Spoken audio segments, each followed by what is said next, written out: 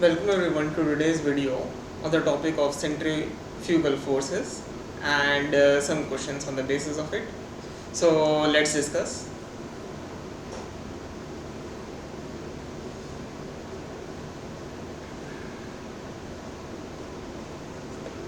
So centrifugal forces are involved in bodies when they are moving in circular paths or are rotating about some axis passing through them. Uh, so they act on them in some special manner. So in which cases do we consider them and in which cases should we do without it? So let us see. And what actually is centrifugal force? So let us consider the same case which we saw in the cases of centripetal forces. So what was centripetal force? Centripetal force is the force which is required to keep a body moving in a circular motion, right? So let us take the same example. We have a bob. The bob is being whirled in the circle like in the previous case. Now we are taking an axis, let's say x-axis. X-axis is along the string. The angular speed of the bob is some omega, and this is some y-axis. So this is an x-axis, and now in this case I have taken a frame of reference which is attached to the bob and string system. So since it is attached to the bob and string system, it is not going to see the bob accelerate at all, unlike in the case when we were considering centripetal forces. In the case of centripetal forces, we were simply observing everything rotating, be it a bob or be it a car or be it a planet, from a frame of reference of rest or from an inertial frame of reference. So we were at rest and we were observing the things rotating. Now I have taken a frame of reference which is rotating with the same angular speed as the system which we are considering. So we are considering the bob and our axis also rotating. So we are going to see the bob not accelerating at all. So this is where centrifugal forces come in play. So let us apply Newton's second law like we did in the previous case too. So F is equal to ma, and this should be applicable in all frame of reference. And what happens here? So F is equal to ma. What is the acceleration of this bob we consider? So that is what we have already established. It's 0. So the acceleration of the bob is 0. Why is it 0? Because we are observing it from a reference which is attached to the system. So not only are we seeing the system not accelerating at all, it is not going away or not going towards us, it's not having any velocity, but also it has having no acceleration since we are seeing it at rest. So the right hand side of this term is 0. What about the left hand side of the system? The left hand side of this term is not 0 because there is a force acting on this bob which is tension. So centrifugal forces come into play to complete this F is equal to ma equation, as was the cases for pseudo forces. In pseudo forces, we were applying a fictitious force on a particle when we are observing it from, let's say, if we are sitting on a block.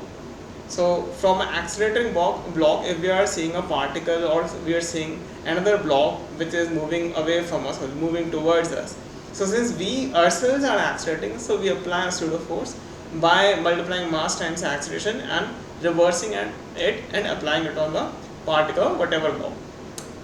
But yes, in the similar way, here also we are observing the same case, that the acceleration is coming out to be 0, but the left hand side is not 0. So again, centrifugal force is a pseudo force. It's not a real force. It's a fictitious force which we apply in this case to balance the equations which were given by Newton's second law. So in LHS of this equation, let us consider this direction to be some positive direction, this direction. So tension is positive and the pseudo force F dash would act in radially outward direction to balance this tension force. Why it needs to balance this force? So that the RHS of the equation which is coming out to be 0 can be achieved. If it were not to be the case, right? Let's say we are saying, okay, the acceleration is 0 and left hand side of the equation is as it is as we are seeing. So it would violate the Newton's second law. So to complete the equation, we are introducing this f dash value, which is radially outwards in direction. So point number 2 for centrifugal force is a radially outward force.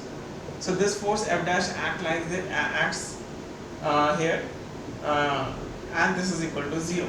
Now we know the value of tension from the value which we have calculated earlier. Tension is equal to m omega square r.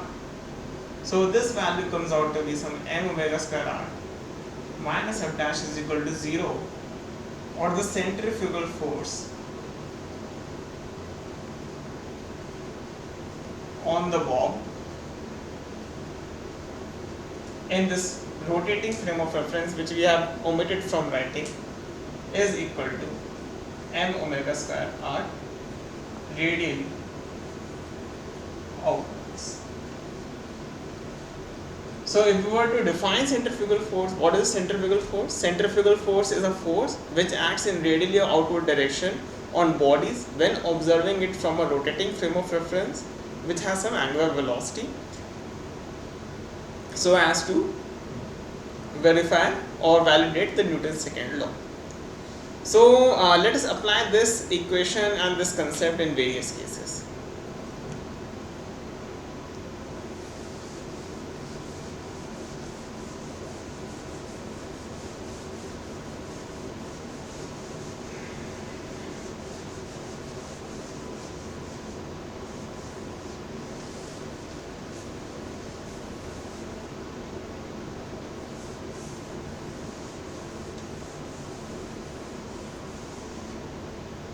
So the first case which we are going to consider is going to be that of a motion of a car on a bank road. So this is what we discussed earlier also, that motion of a car on a bank curve, but we were taking the case that there is no requirement of friction on the particular car. But what if we want friction to be present on the car? So motion of a car on bank curve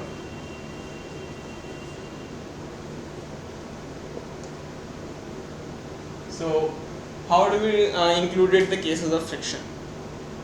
So as we saw in the previous lecture, that when a car is going in a curve, then we can consider a case when the friction is not required at all and it moves in a simple way that only normal reaction serves the job of providing centripetal force. So when a car is moving on a bank curve and it is changing its speed from that particular optimal speed, what I mean to say is the speed which we obtained, whatever speed may that be, if the car were to increase its speed from that speed, there would be some friction acting on the car. And why? So let us imagine this to be the incline which we are considering. Let's say this is the incline and the bank curve actually. So this is the bank curve and we have the car like this. Now the car is moving on the curve like this, somewhere like this. The radius of the curve we can imagine, it would be moving in some curve or some radius r. And it would be moving in this fashion with some speed v. So it would be having some angular velocity v by r and so on, some mass. And the friction would be there. So first, let us imagine what are the forces acting on the car like we do in every case. So there will be some normal reaction acting on the car and some gravitational forces mg, and this was enough for the case when we were requiring no wear and tear of tires, since we wanted no friction to happen. Now if we were to increase the speed of the car, what would happen? Let us apply the concept which we have learned just now. We know we apply a centrifugal force on a body when we consider from a frame of reference which is rotating, and this car is also rotating about a circle or rotating in a circle. Again reiterating my point, centrifugal force is applied on a body when we are observing it in a rotating frame of reference such that in most of the cases it is at rest with respect to us. So that the frame of reference has to rotate with the same angular speed as that of the car or the body. So let us say this car would be going with some angular velocity omega, right, which would be equal to v by r in the circle. So taking a rotating frame of reference compels us to apply a centrifugal force in this case, right? So if we were to apply a centrifugal force, so in which direction would we apply? So that is the question which we have to think about. Not that what equations would be forming or what would be the final result of the equation and so on.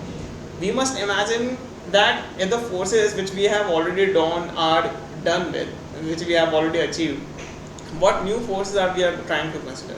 We are trying to consider friction and the additional force, centrifugal force. So if we want to apply centrifugal force, in which direction should I apply? Centripetal forces, if I were to consider centripetal forces, then we know that the normal reaction serves as a centripetal force. The component of normal reaction serves as a centripetal force. It provides me centripetal acceleration. So it can be centripetal force. It's a real force. And that is the point. But centrifugal force, it's not a real force. It is a fictitious force. And it is taken only in the case when I am seeing the car at rest. So if I were to apply centrifugal force, I would have to apply it in this direction, right? Radially outward direction. So for now, let us take the case of the frame of reference, inertial frame of reference. The inertial frame of reference, we are seeing this particular car go. Okay. So in this frame of reference, the car is going with some speed v. Now it is increasing its speed. Now as it is increasing its speed, normal reaction is trying to provide the centripetal force required to it. But the car would try to slip away, right? Because the force which it requires, that is mv square by r, is now increasing. And normal reaction may not be able to provide it. So what happens is friction comes into play. So friction tries to keep the car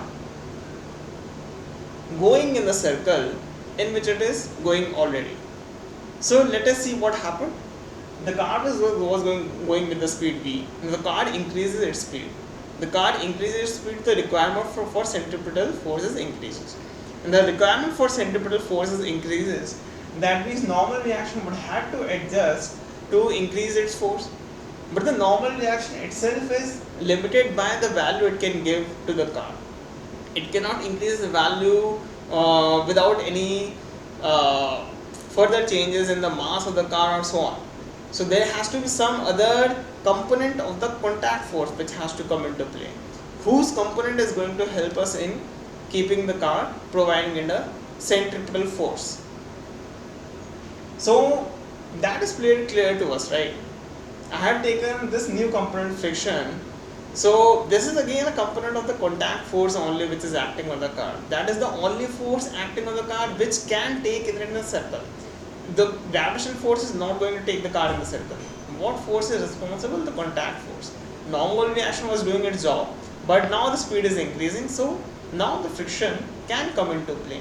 So the friction would act in such a way that it would try to keep the car going in a circle, but it would try to act in downward fashion. So downward fashion, why? Because its component would act in radially inward direction to provide centripetal force which is required. So let us imagine what would be the angles over here. So this angle is theta. So this is the angle of banking. So what is the centripetal force required? The centripetal force required is in this direction. This is the direction which centripetal acceleration is required. So I have drawn this direction. And let us take the components of this acceleration. So since this angle is theta, we would say that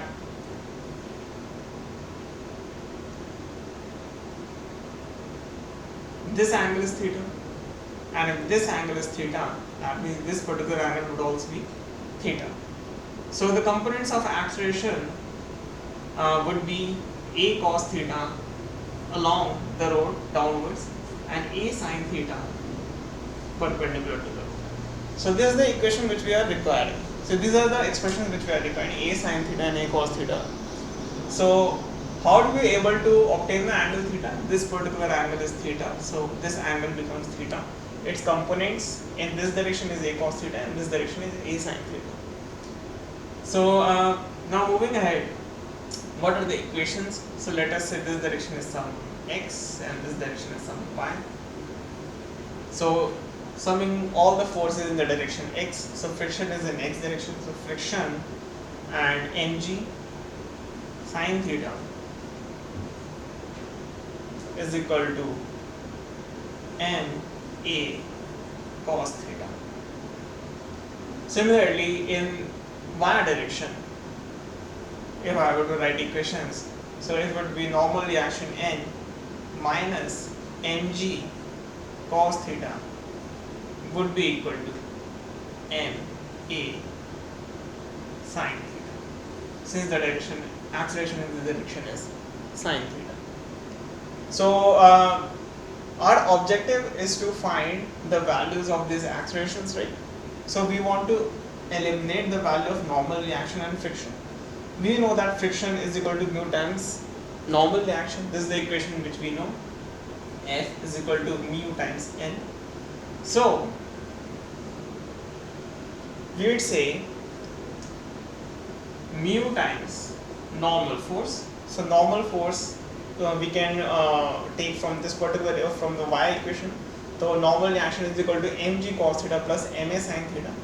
The mg cos theta plus ma sin theta is substituted in equation x, which is mu times this value. So mu times mg cos theta plus ma sin theta is equal to ma cos theta minus mg sin theta.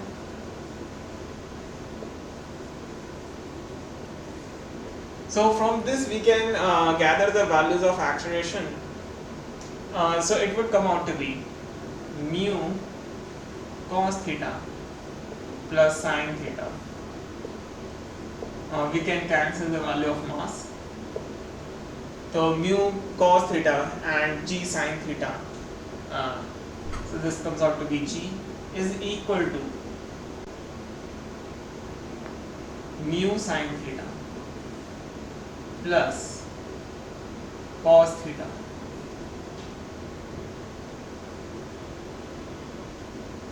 and there is a negative sign minus mu sin theta. Since a sin theta goes to the RHS, it would come out to be minus mu sin theta. So we can write it in a better way. Cos theta minus mu sin theta into a. And a we know is b square by r. So since the car was increasing its speed, this is the case when the car is going at a very high speed, right? So the car is increasing its speed, that means the car is trying to move radially outwards. So that was also partially reason why friction is acting in this direction. It is acting in bottom direction. And we have taken the maximum value of friction which is provided. So since we have taken the maximum value of friction which it can provide, we are talking about the maximum speed of the car with which the car can go on the bank road. So this value of V, this would be V max, maximum value of V. So this maximum value of V would be the one with which the car can go on this bank curve. So this value of V would come out to be Rg mu cos theta plus sin theta divided by cos theta minus mu sin theta. So this is the maximum speed of the car with which it can go on a bank curve. So again reiterating my point or repeating my point that why this is the maximum speed, because that is the important thing to understand, that we have evaluated the expression of maximum speed and why is it maximum. So it is maximum because we are talking about a car whose on which friction is acting along the incline in downward direction. So since the friction is acting along the incline in downward direction, the car is trying to move radially outwards. That means the car is increasing its speed. So that's why friction is acting like this, and its component is helping this car in providing the centripetal force which keeps the car moving in the curve. So that's why this is the max speed. In the same way, let us think about the case when the car is actually slowing down. What would happen then? So this is the maximum speed.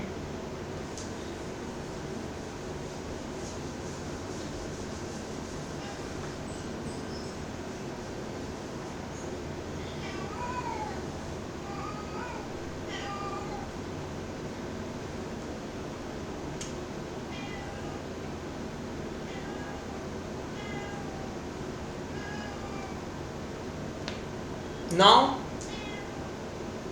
we will be considering the case number 2, in which we want to find the minimum speed. Just mark the previous case as V max case. This case is the case in which we have to obtain the minimum speed with which the car will go in a circle. So again, now the car is actually in the case when it would topple in inward direction, that is radially inward direction. It would try to topple if it is going to go with the speed which is decreasing. So since the speed is decreasing, the value of friction or the direction of friction is trying to keep the car going in the circle by reducing the value of centripetal forces required. Since the velocity is decreasing from mv square by r, we do not require that value of mv square by r, we have to decrease the value of it. So how is it possible? It is by providing the direction of friction in the appropriate direction, which is this direction. So now what would be the value of V? So friction is acting in this direction, friction minus mg sine theta is equal to m a, or we can say mg sine theta. Since the acceleration is in this direction, we can say mg sine theta minus friction is equal to ma cos theta, and the other equation will remain same, that is normal reaction minus mg cos theta is equal to ma sine theta.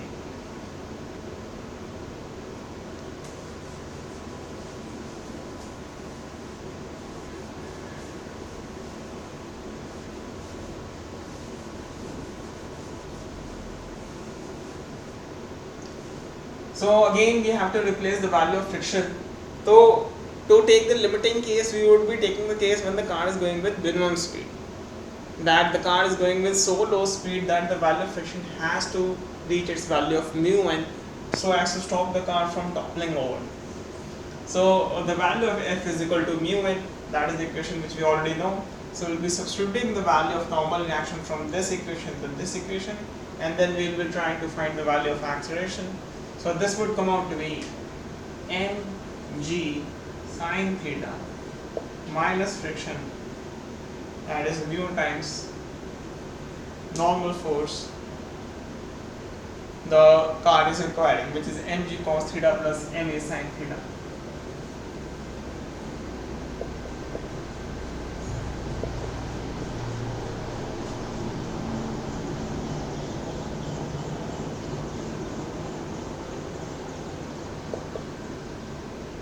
So ma cos theta, again we have to plug all the values of acceleration in each of them. So this would come out to be some g sine theta minus mu cos theta is equal to a cos theta plus mu sine theta. Again we can write the value of acceleration as v square by r. So this would come out to be v minimum square is equal to rg sine theta minus mu cos theta divided by cos theta plus mu sin theta. So the minimum value of speed with which the car can go in a circle of angle theta, if the coefficient of friction provided is mu, is rg sin theta minus mu cos theta divided by cos theta plus mu sin theta. This expression can be further simplified by dividing cos theta on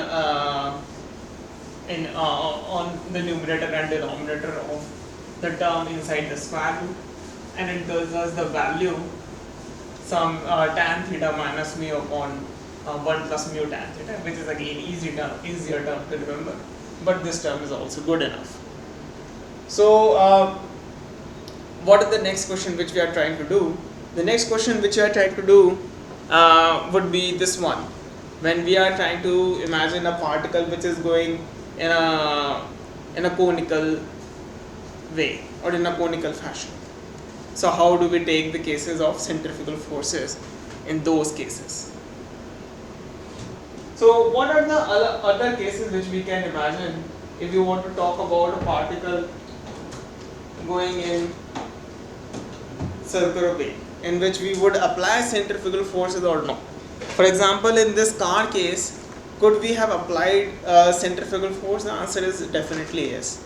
And if we were to apply centrifugal forces, then we would have to take components of it, and we would able to see that how the car is, when its velocity is increasing, it is trying to slip away, and when its velocity is decreasing, it's not trying to slip away that much, so friction is acting. So these are the ways in which we can select the cases in which centrifugal forces is being required or not.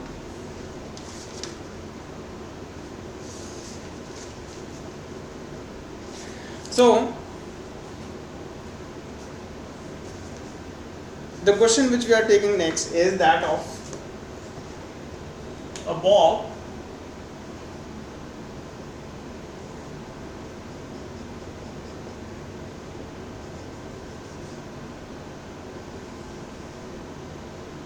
now this is the bob which we are considering, and it is going in this circle of radius r. So we can imagine that this string is going in a conical way, right? And the circle, the radius of the circle in which the bob is going is of radius r. The bob is of mass n. The string is of some length n. So it is going with in the circle with some angular velocity omega. So this is what I asked in the question. The particle moves in a horizontal circle of radius r. We have to find the A speed of the particle and B tension in the string. So this is the string which is connecting the bob with the top, with the ceiling. So it is going in such a way that it is completing a kind of cone. So we have to find the angular speed of the bob in terms of mass, length and radius of the circle in which it is going. So let us draw the diagram.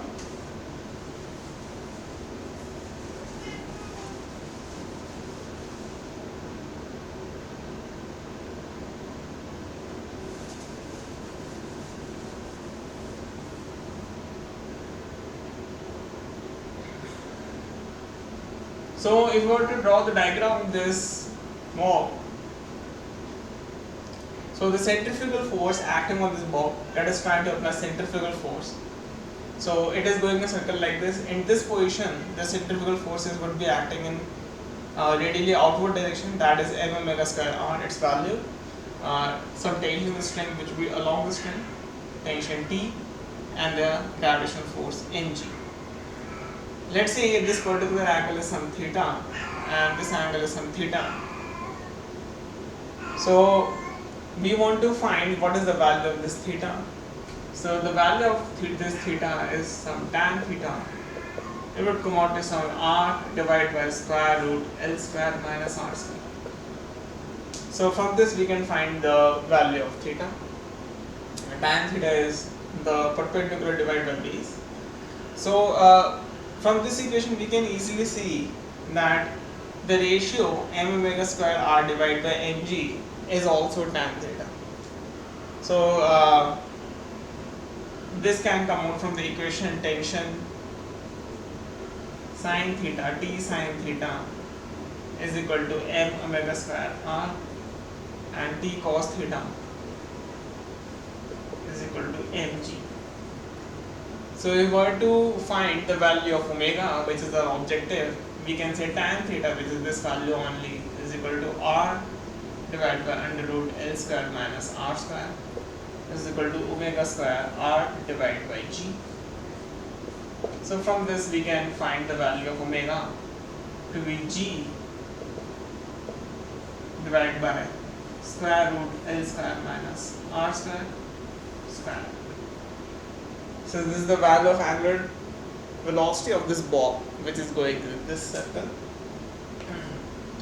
So notice we have applied the centrifugal force on this bob in outward direction so as to balance all the forces on this bob. So this is usually what is the job of centrifugal forces. It basically balances the radial forces acting on it so that the system appears at rest, or it appears going radially with zero acceleration.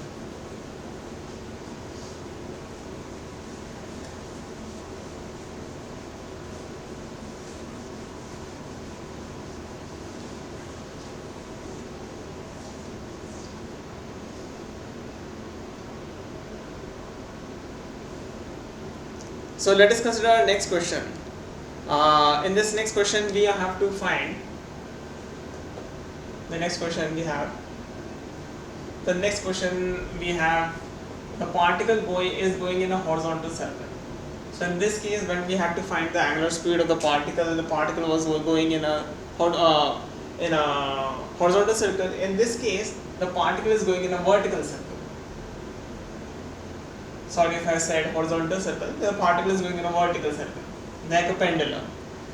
So the particle is going in a circle of some radius L, and it is given that the angle which the string makes with the vertical is theta.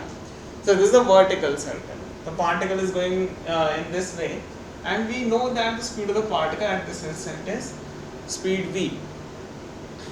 So we have to evaluate what is the tension in the circle if it is given that some gravity is acting on it.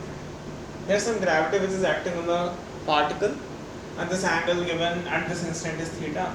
So what is the tension in the circle at this instant? At this particular instant, what is happening in the string? That is what we have to evaluate. For example, if a question were to come, what should be the strength of the string so that it does not break or something like that. So again, it could be quite easy to analyze. What are the forces acting on the particle? The forces acting on the particle is the gravitational force mg.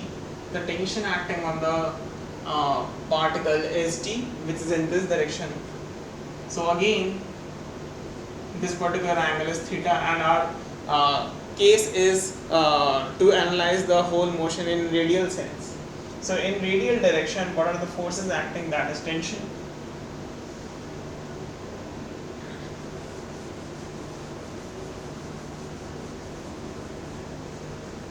So tension force is acting, that is T, and what are the forces? The component of gravitational force mg cos theta is acting. So T minus mg cos theta is in direction opposite to tension, so there is a negative sign. And now the combination of T minus mg cos theta should provide the centripetal force to the particle, so that the particle moves in a circle, which is a vertical one. So it is providing the centripetal force, that is the acceleration in this direction, the centripetal one. So this should be mv square by the radius of the circle it is going in, that is L. So tension should come out to be some mg cos theta plus mv square by L. So this was required. This was what was asked in the question, that what is the tension acting in the string. So with this we will be covering or finishing this particular lecture. and we'll be continuing further questions in the next one. So in this particular lecture, we discuss what are the centrifugal forces, how we apply it in different cases, particularly the case of a car that is going in a band curve, and how friction acts on it, what is the purpose of friction acting on it, and particularly we discussed that in which case the particle goes to the maximum speed. When particle goes to maximum speed, how friction acts, how to write the equations and what is the value. And in the same way, when the car goes in the band curve with the minimum speed, so what are the minimum speed possible, and then how the direction of friction changes, how equation changes, and what is the final expression for minimum speed of the car. Then we discuss some questions. First question was for conical pendulum, and then this one. So in next lecture we'll be doing some further questions on the concept of centrifugal forces only, and then we'll be moving ahead. So thank you for joining and have a great day.